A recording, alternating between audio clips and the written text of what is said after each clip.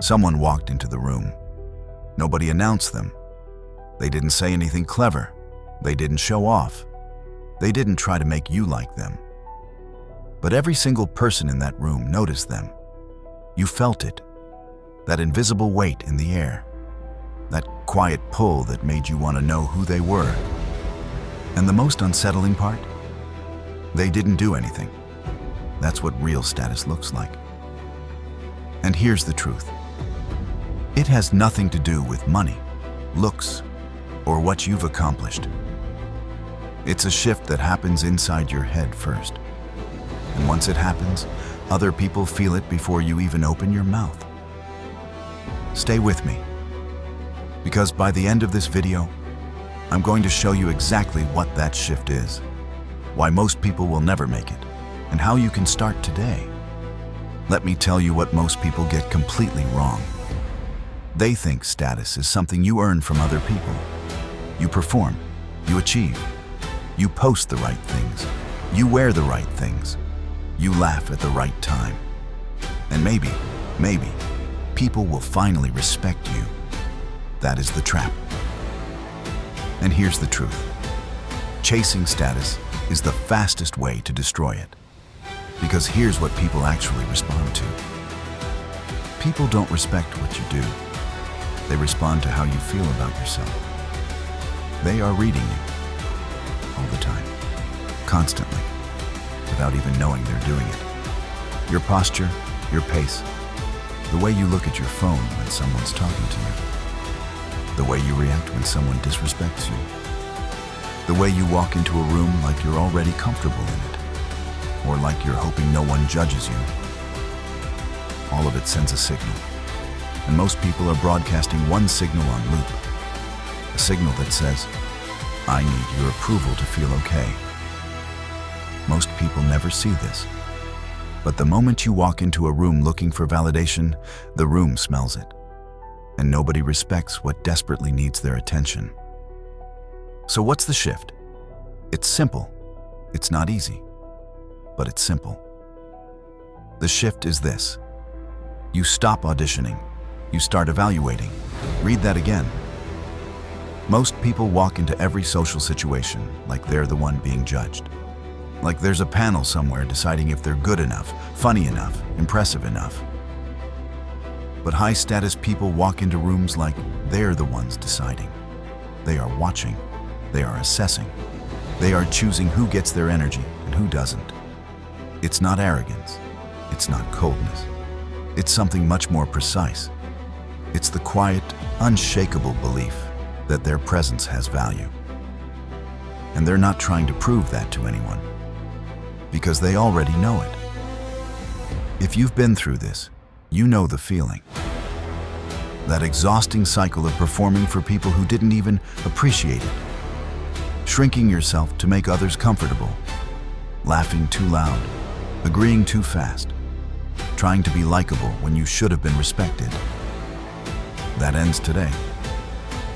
Here's the psychology that nobody explains. Your brain has a threat detection system. It's been running since the first humans walked the earth. And socially, it does one job. It scans every interaction asking, am I safe here? Do these people accept me? When you feel uncertain around people, that system fires. And it pushes you to do something. Talk more. Fill the silence. Prove yourself. Laugh at the joke that wasn't funny. And every single time you give in to that urge, you lose status. Not because the other person calculated it, but because your behavior told the story your mouth didn't. They won't admit it, but people are constantly running unconscious reads on everyone around them. They're asking, does this person need something from me right now? And the moment the answer is yes, the dynamic shifts. Not dramatically, just quietly. You go from someone they find interesting to someone they feel above. And once that shift happens in someone's mind, it's very hard to reverse. Here's what's costing you right now. Number 1, over-explaining yourself. When someone questions your decision, a choice you made, something you did, how you live your life, and you immediately launch into a full defense with reasons and context and justification. That's an apology for existing. High-status people don't over-explain. They state, they decide, they move. If you don't agree, that's noted and completely irrelevant. Number 2, filling silence. Silence makes most people uncomfortable. So they talk. They keep talking. They ask unnecessary questions. They add words that mean nothing just to stop the quiet. But silence is not neutral. It's actually one of the most powerful status signals there is. The person who can sit in silence without anxiety, they own the room. People start trying to fill their silence, which means the power has already shifted. Number 3, reacting to every provocation. Someone makes a comment. Someone dismisses you.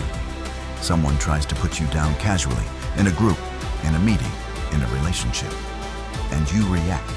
Every time. Immediately. Here's the truth. Reactions are expensive. Every time you react strongly to a low-level provocation, you confirm that it landed.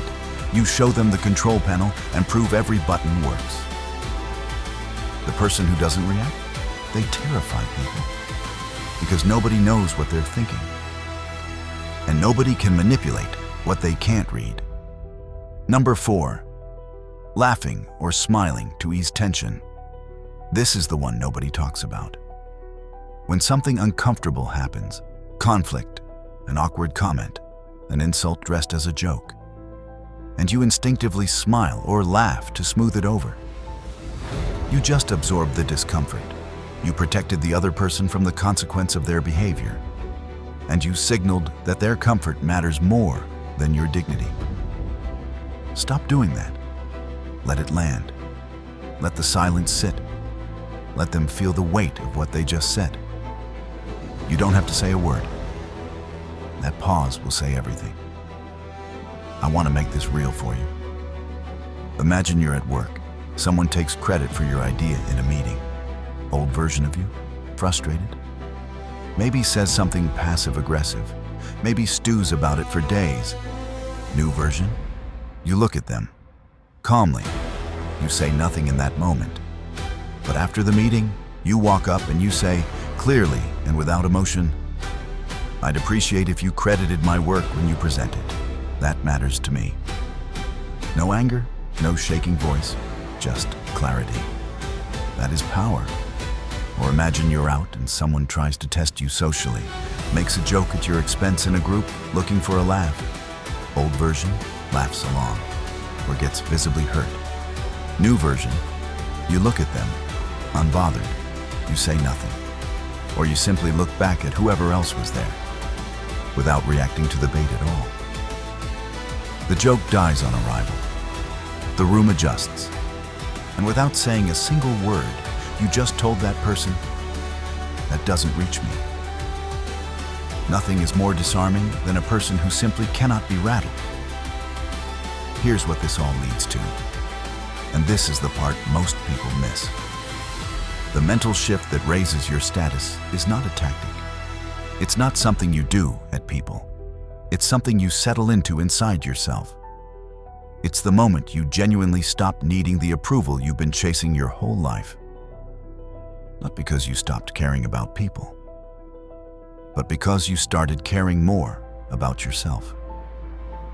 When you truly reach that place, where you're not auditioning, not performing, not defending, not reacting to every small thing, something changes in how people experience you. They don't know why. They can't explain it.